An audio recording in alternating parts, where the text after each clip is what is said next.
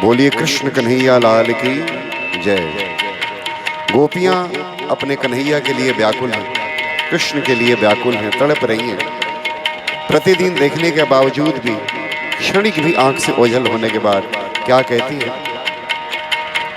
न जी भर के देखा न कुछ बात की, न जी भर के देखा न कुछ बात की, बड़ी आरज़ू थी मुलाकात की, बड़ी आरज़ू थी मुलाकात की। न जी भर के देखा न कुछ बात की, बड़ी आरज़ू थी मुलाकात की।